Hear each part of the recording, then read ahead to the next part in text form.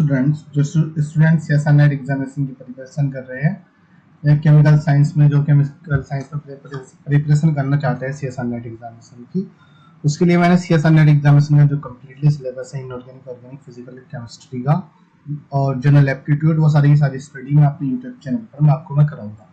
तो मैं inorganic chemistry की हम बात कर रहे थे। इनऑर्गेनिक केमिस्ट्री का ये थर्ड वाला लेक्चर है। 2 लेक्चर में सिर्फ मैंने जो बेसिक होता है फिर उसके बाद बेसिक मैंने आपको 2 लेक्चर में पढ़ा दिया था कि क्वेश्चन किस तरीके से बनते हैं। वो इस वाले लेक्चर में, थर्ड लेक्चर में मैं आपको बता रहा हूँ। हम एटॉमिक स्ट्रक्चर की स्टडी कर रहे थे, जो हमारा फर्स्ट टॉपिक था एटॉमिक स्ट्रक्चर। एटॉमिक स्ट्रक्चर के 2 लेक्चर में सिर्फ मैंने बेसिक बताया, जिसमें एटॉमिक स्ट्रक्चर के बारे में, उसी ग्राउंड स्टेट के बारे में, एजीमुथल क्वांटम नंबर, इलेक्ट्रॉन की फिलिंग किस तरीके से होती है, ये सब बेसिक मैंने पिछले लेक्चर में मैंने बताया था।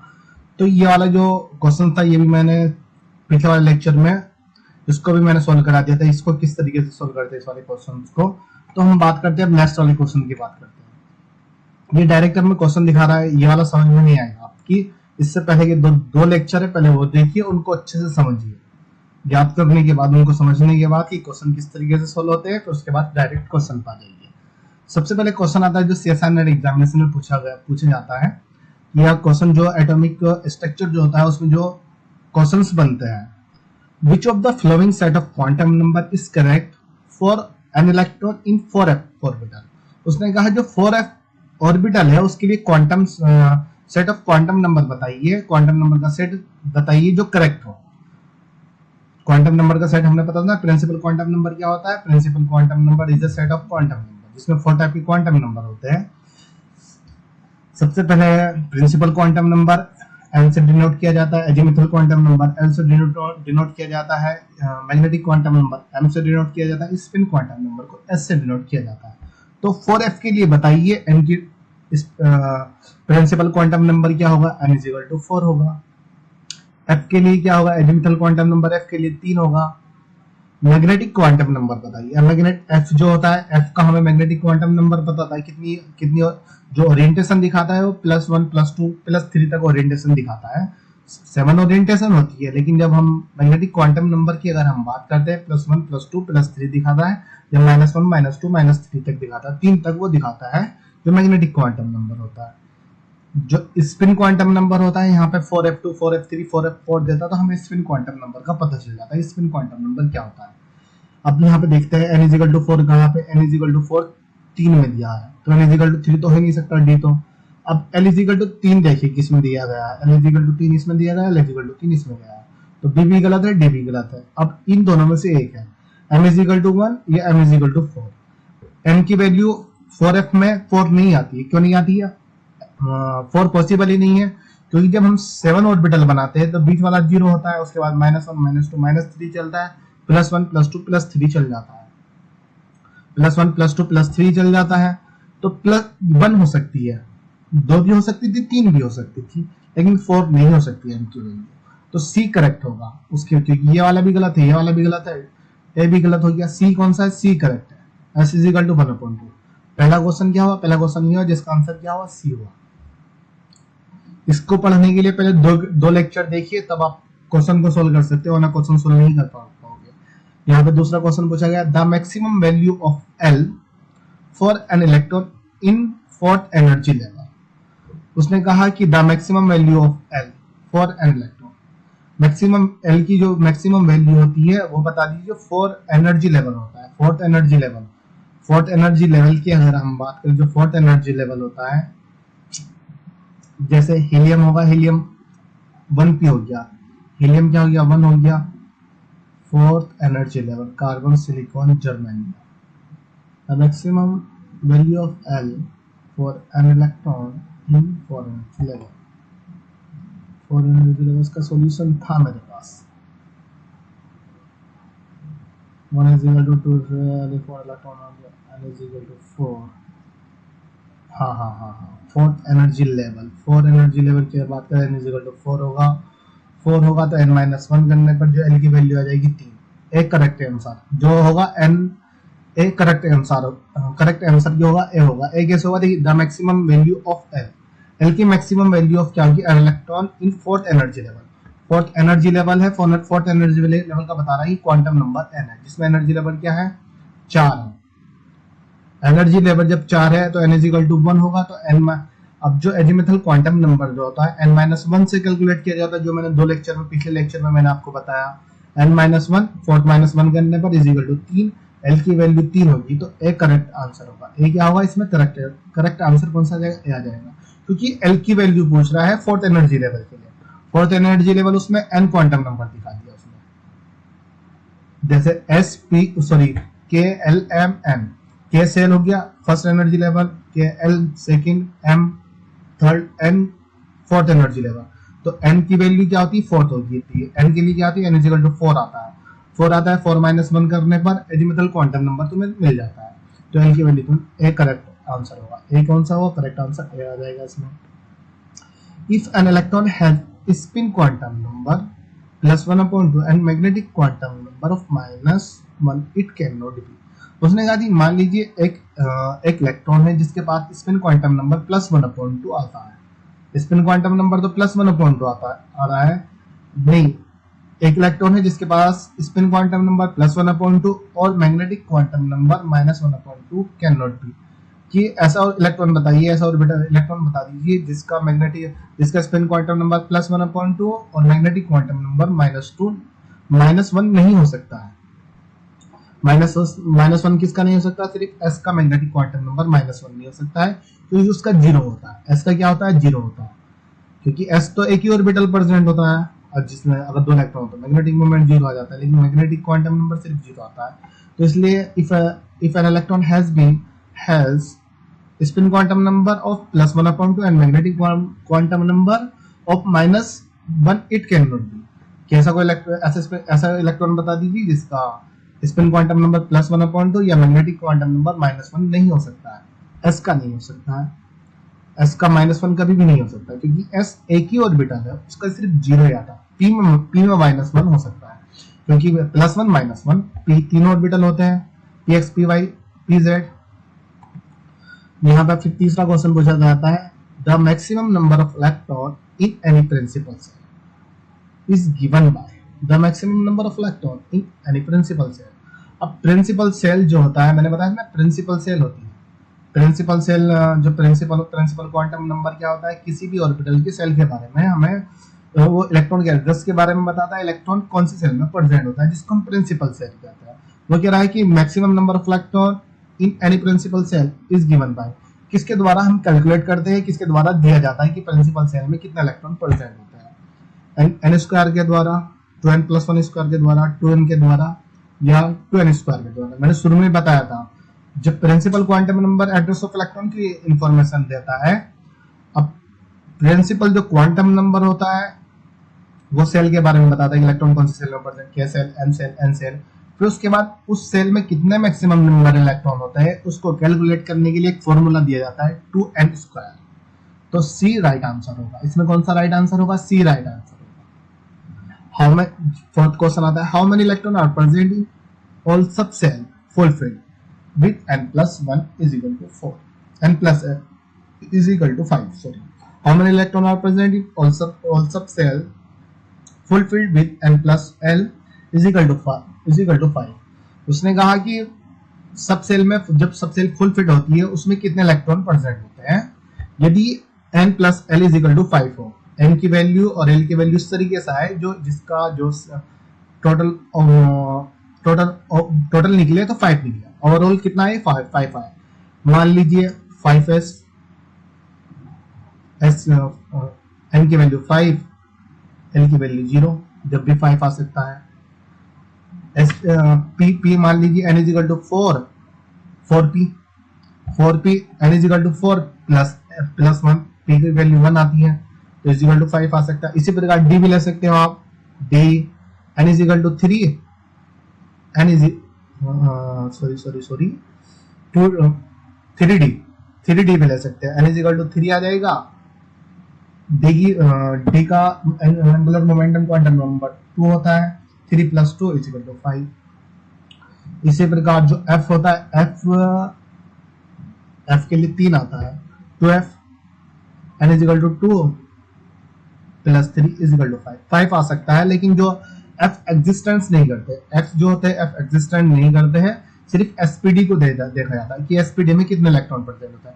एस में 2 इलेक्ट्रॉन प्रेजेंट होते हैं, पी में कितने 6 इलेक्ट्रॉन होते हैं, एस तथा पी कितना हुआ है 8, डी में 10, एसपीडी में कितना आ गया 18 इलेक्ट्रॉन, 18 राइट आंसर, इसमें राइट आंसर होगा। अगर एफ की बात करें, अगर एफ भी एक तरीके से क्या होता है सबसेल होती है, एफ क्या होती है एफ भी सबसेल होती है, लेकिन एफ एग्जिस्टेंस नहीं करती है जिसमें 14 इलेक्ट्रॉन फुल फिल्ड हो। ऐसे एग्जिस्टेंस करती है, दोनों इलेक्ट्रॉन फिल्ड आ जाएंगे, पी भी आ जाएगा, डी भी आ जाएगा। तो एन प्लस क्या आएगा यहाँ पे ए, इसका सॉल्यूशन मैंने लिखा होगा, सॉल्यूशन नहीं यहाँ पे लिखा, N plus L is equal to 5, N plus L is equal to 5, 2 electron 5s, L is equal to 5, L is equal to 0, is equal to 4, is equal to 5, S में 2 electron होते हैं, 4p, N is equal to 4, L is equal to 1, N plus L is equal to 5, 3d, N is equal to 3, L is equal to 2, is equal to 5, 2 electron 6 electron 8 electron, total 18 electron आ रहा है। 2f की बात करें, N is equal to 3, L is equal to 3, is equal to 5 तो आ सकता है, लेकिन जो f होता है 2f ये एग्जिस्टेंट नहीं करता, ये क्या होता है 2f एग्जिस्टेंस नहीं करता। 2f देखा है कहीं आपने, 4f 5f आता है, f जो आता है ना 4f आएगा या 5f आएगा, 2f नहीं आता है। 5s तो आ जाता है, 6s भी आ जाता है, 7s भी आ जाता है, p भी 6p तक आ जाता है, 5p 6p, 3d d last 3d होता है, 3d 2d sorry 3d 4d 5d last होता है, लेकिन 4f 5f होता है, 2f नहीं होता है, ये एग्जिस्टेंस नहीं करते, इसलिए सिर्फ क्या होगा ये वाला जो n की n उसने कह रहा है कि n plus l is equal to 5 value आ जाए, उसमें टोटल इलेक्ट्रॉन बता दीजिए। But 2f n is equal to value तो 5 आ रही है, लेकिन 2f एग्जिस्टेंस नहीं करता है, इसलिए सिर्फ 18 इलेक्ट्रॉन हो गया, फर्स्ट राइट आंसर होगा। यहाँ पर एक और क्वेश्चन मैंने दिया, if m1 has value of 1.0 plus 1, यदि magnetic momentum number 101, write down the corresponding value of L, value of L की वैल्यू लिखे। यदि m की वैल्यू +1 0 -1 हो तो l की वैल्यू क्या होगी, l की वैल्यू 1 होगी, क्योंकि ये वाले जो मैग्नेटिक क्वांटम नंबर तुम्हें देखने को मिलती है किसमें मिलते हैं, p ऑर्बिटल में मिलेंगे। +1 0 -1 ये सब मैंने सेकंड लेक्चर में पहले मैंने बताया, उसके बाद क्वेश्चन को सोल्व किया है। इससे पहले के लेक्चर 2 लेक्चर देख लीजिए, उसके बाद क्वेश्चन सोल्व करना बहुत इजी हो जाएगा। तो ये p ऑर्बिटल में आपको ये वैल्यू p में मिल जाती है। यहाँ पर आंसर लिखा है l equal to 1। If l has value 0 1 2 and 3, यदि l के पास वैल्यू 0 1 2 एंड 3 हो, detect the corresponding value of n। तो n की वैल्यू क्या होगी, यदि l की वैल्यू 0 1 2 तो यहाँ पे दिखा रहा है कि n इज इक्वल टू 4 होगा, n की वैल्यू 0 होगी, n की वैल्यू 1, n की 2, n की 3, n इज इक्वल टू 4 होगा। ये रहा राइट आंसर 0 1 2 3 4।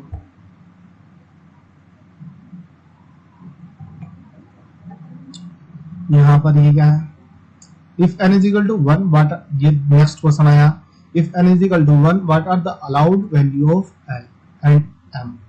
यदि n इज इक्वल टू 1 हो, यदि प्रिंसिपल क्वांटम नंबर n हो 1 हो, तो l की वैल्यू और m की वैल्यू बता दीजिए क्या होगी। l की वैल्यू सीधी n इज इक्वल टू 1 होगा तो l की वैल्यू कितना होगा 1 p होगा। यदि n इज इक्वल टू 1 होगा, n इज इक्वल टू 1 है, what are the allowed value of l and m।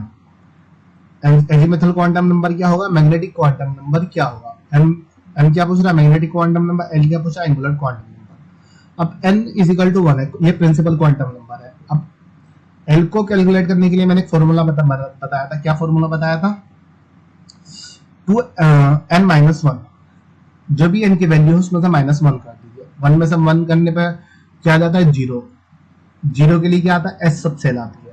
यदि l की वैल्यू 0 हो तो सबसेल क्या होगी s होगी, तो l की वैल्यू 0 आ जाएगी। मैग्नेटिक क्वांटम नंबर की अगर हम बात करें l इज इक्वल टू 0 होगा तो s सबसेल होगी। s सबसेल के लिए जो मैग्नेटिक क्वांटम नंबर होगा, मैग्नेटिक क्वांटम नंबर के लिए भी एक फॉर्मूला लगा 12 + 1, यहाँ पर 0 आपको देखने को मिल जाता है, m is equal to 1। Complete the following set of quantum number, complete the following set of quantum number, set of quantum number को कंप्लीट कर दिया। यदि n इज इक्वल टू 4 हो, l is equal to 0, m is equal to क्या होगा, n is equal to 4 है, l is equal to 0 है, m is equal to क्या होगा, n इज इक्वल टू 3 है, l इज इक्वल टू 1 है, तो m इज इक्वल टू 1 क्या होगा, मैग्नेटिक क्वांटम नंबर क्या होगा। देखिए यदि प्रिंसिपल क्वांटम नंबर तो 4 दिखा रहा है, लेकिन i की वैल्यू क्या दिखा रहा है, 0 दिखा रहा है, तो इसका मतलब है 4s n की वैल्यू तो 4 है, लेकिन जेजिमेथल क्वांटम नंबर 0 है, उसके बाद पे सबसेल क्या s है, उसके बाद पे m की वैल्यू 0 आ जाएगी, m की वैल्यू क्या होगी, 0 होगी, क्योंकि जहां पर s सबसेल आती है वहां पे m की वैल्यू तुम्हें 0 ही देखने को मिलती है, क्योंकि s क्या है, एक ही ऑर्बिटल होता है, वहां 0 होती है, m की वैल्यू कितनी, मैग्नेटिक मोमेंटम नंबर क्या होता है, 0 होता है, n इज इक्वल टू 3 है, l इज इक्वल टू 1 है, अब 3 minus 1 n is equal to -2, तो d आएगा नहीं है, l की वैल्यू 1 दिखा रहा है, यहाँ पे 1 दिखा रहा है तो p है, तो यहाँ पे 3p आएगा। अब 3p के लिए m की वैल्यू बता दीजिए, +1 0 -1 होगी, क्योंकि जब p ऑर्बिटल आप बनाते हो, एक साइड बीच में 0 लिखते हो, एक साइड में -1, एक साइड में +2, ये आ गया -1 0 +1, आंसर राइट आंसर ये हुआ। उसके बाद हम नेक्स्ट क्वेश्चन देख लेते हैं। Write down the possible type of atomic orbital for n is equal to 4, write down the possible type of atomic orbital. उसने कहा कि n is equal to 4 यदि प्रिंसिपल क्वांटम नंबर क्या होता है, 4 होता है, उसके लिए पॉसिबल टाइप के एटॉमिक ऑर्बिटल लिखिए। 4s भी हो सकता है, 4p भी हो सकता है, 4d भी हो सकता है, 3d 4d, 4f भी हो सकता है, 5f 4f भी हो सकता है। तो राइट आंसर एक देखिए, अब वहां पर 3-4 ऑप्शन देगा, वो 4s देगा, 4p देगा, 4d 3f देगा, 4s देगा, 4p देगा, 3d देगा, 5f देगा, लेकिन हमें 4 का देखना है, तो 4s भी पॉसिबल है, 4-5 भी पॉसिबल है, 4d भी पॉसिबल है, 4f भी पॉसिबल है, तो राइट आंसर क्या होगा, ये होगा, क्योंकि उसने क्या पूछा, possible type of orbital, which atomic orbital has value of n is equal to 4 then l is equal to 2। यदि कोई ऐसा एटॉमिक ऑर्बिटल है जिसके पास n की वैल्यू 4 है, l की वैल्यू 2 है, तो उसके लिए क्या, उसका एटॉमिक ऑर्बिटल क्या होगा, एटॉमिक ऑर्बिटल बता दीजिए।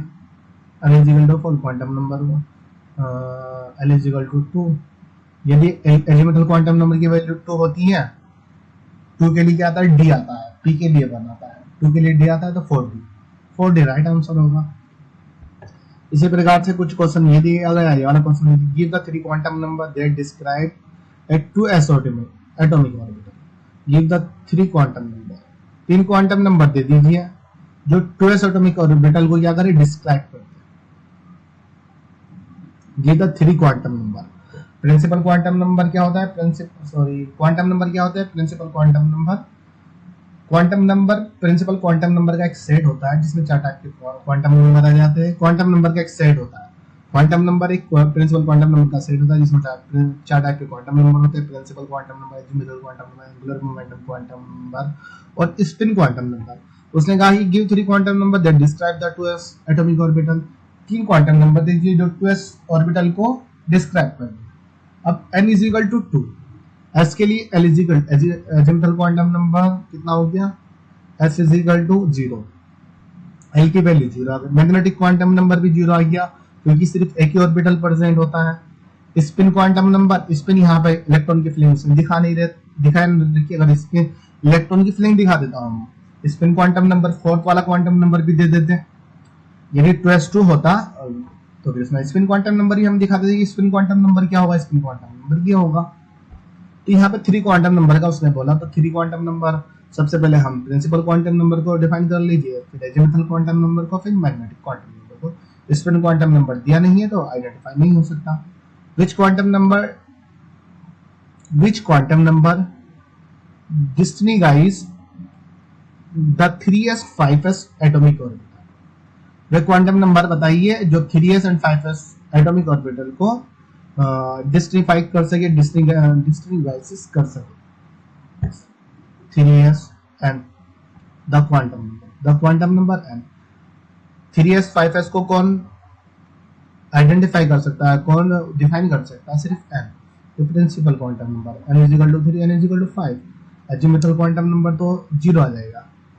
विच quantum number distinguishes the 3s and 5s? Distinguish guys 3s 5s atomic orbital n। यहाँ पे एक और क्वेश्चन बनता है, एन एलिमेंट x, यदि कोई एलिमेंट x है whose fourth cell contain 2 electron, what is the group of element? यदि कोई एलिमेंट x है जो फोर्थ सेल में प्रेजेंट है, 2p इलेक्ट्रॉन दिखा रहा है, 2p इलेक्ट्रॉन दिखा रहा है, तो वो कौन से ग्रुप का एलिमेंट होगा? 14 का होगा, 4 का होगा, 10 का होगा, 7। 14 इलेक्ट्रॉन का मतलब बोले तो जो सिलिकॉन फैमिली का, boron aluminium 13, carbon silicon family का होगा, कार्बन फैमिली का होगा। 4 की अगर हम बात करें लिथियम बेरिलियम फैमिली का होगा। 10 की अगर हम बात करें 10 13 से पहले और पहुंच जाइए, जिंक से पहले और जाइए, कोबाल्ट। या 7 नाइट्रोजन। 10 की अगर हम 18 7 की अगर हम बात करें 7 ग्रुप वाला का नाइट्रोजन फैमिली का, या नाइट्रोजन फैमिली का होगा। 14 की अगर हम बात करें सिलिकॉन फैमिली, कार्बन सिलिकॉन जो होता है, सिलिकॉन का एटॉमिक नंबर तो 14 होता है ना। अब उसमें 2p इलेक्ट्रॉन को बोल रहा है 1s2 2s2 2p6 3s2 1s2 2s2 2p6 3s2 3p2 1s2। अब फोर्थ सेल देखिए, देखिए मैंने सबसे स्टार्टिंग में जब मैंने पढ़ाया था, मैंने आपको बताया था जो p ऑर्बिटल होते हैं, जहां 13 ग्रुप की बात करते हैं, nsp1 नहीं nsp2, हाँ nsp1 फिर nsp2 np2 ns2 np2 ns2 nsnp3 nsnp4 nsnp5 nsnp6। Helium np1 में आ गया था, कार्बन p2 में आ गए थे, np2 सिलिकॉन भी, कार्बन सिलिकॉन, हाँ 1s2 2s2 2p2। कार्बन का अगर इलेक्ट्रॉनिक 1s2 2s2, अगर बोरोन की बात करें 1s2 2s2 2p1 आएगा, 2p2 कार्बन का, silicon 1s2 2s2 2p6 3s2 3p2 silicon का भी। तो 14। अब देखिए फोर्थ की अगर हम बात करें, फोर्थ में 1s2 2s2 आ जाएगा, 7 में 1s2 2s2 2p3 दिया जाएगा। फिर जो 14 वाला जो ग्रुप होता है 1s2 2s2 2p6 3s2 3p2 किस में आ रहा है? जो p2 आ रहा है ना, सिर्फ 14 वाले ग्रुप में आ रहा है, तो 14 ग्रुप वाला राइट आंसर होगा। एन एलिमेंट, कोई एक्स एलिमेंट है, कोई भी एलिमेंट उसने दिया जो फोर्थ सेल में प्रेजेंट है, फोर्थ सेल 2p इलेक्ट्रॉन है, 2p इलेक्ट्रॉन को दिखाता है, p2 इलेक्ट्रॉन या 2p इलेक्ट्रॉन को दिखाता है, तो वो किस ग्रुप का एलिमेंट हो सकता है? 14 का हो सकता है, क्योंकि जो p2 है ना, 2p2 सिर्फ किस में आ रहा है? 14 में आ रहा है, 1s2 2s2 2p6 3s2 3p2। p2 किस में आ रहा है? सिर्फ 14 वाले में आ रहा है,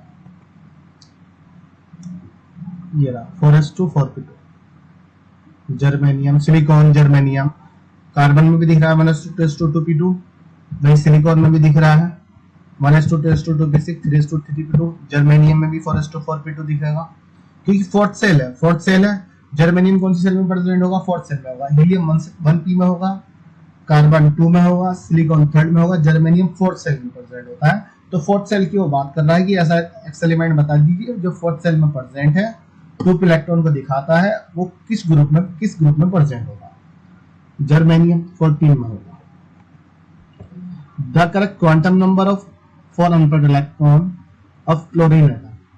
क्लोरीन एटम के लिए करेक्ट क्वांटम नंबर बता दीजिए, correct quantum number chlorine atom के लिए। क्लोरीन का क्या होता है हम जानते हैं, क्लोरीन 17 होता है, 1s2 2s2 2p6 3s2 3p5 last वाले में कितना इलेक्ट्रॉन है? 3 5।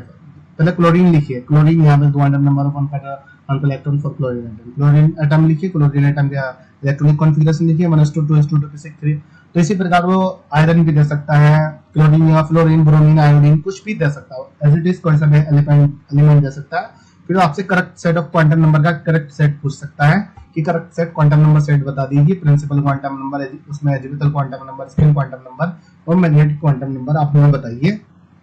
Bromine, chlorine, fluorine, iron, nitrogen, phosphorus, arsenic, etc कोई सा भी एलिमेंट्स ले सकता है। तो उसने क्लोरीन के लिए, क्लोरीन का आप इलेक्ट्रॉनिक कॉन्फ़िगरेशन देंगे 1s2 10 आ गया, 3s2 3p5